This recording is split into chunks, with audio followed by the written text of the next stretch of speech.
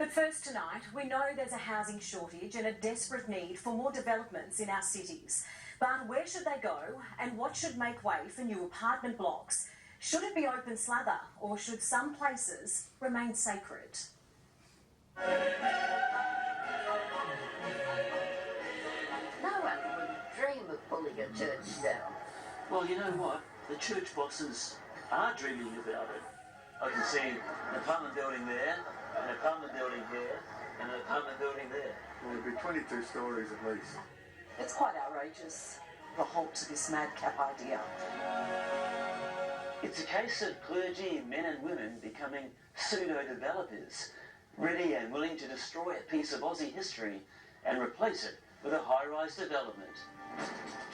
Outside St Paul's Anglican Church in Bankstown, southwest Sydney, 94-year-old Lola is making a stand against a controversial church hierarchy plan to bulldoze this place of worship and build an apartment block up to 22 stories high. That was absolute desecration. There's no other word for it, unless you like to say ungodly.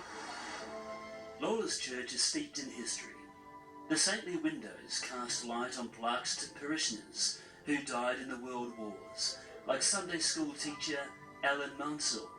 I can remember the day I walked past his home and his mother came out to the front fence and she said, "We've lost Alan." The church's heritage protection order was lifted by Canterbury Bankstown Council in 2016. Alan Winterbottom was there. It was the worst decision I've ever struck in my 16 years on council. Now church bosses want to develop the site into apartments, like the ones that surround it now. Well, it appears they have some sort of a property arm within the Archdiocese, which is really quite extraordinary. Councillor Barbara Curry says it's blasphemous. Enough is enough. They can go redevelop elsewhere. It's time now that we preserve our buildings and we preserve our heritage. Perhaps the people of the eastern suburbs could knock down a church and build a high-rise. I think that our churches should be preserved. If they can do it in Rome, why can't we do it here in Sydney?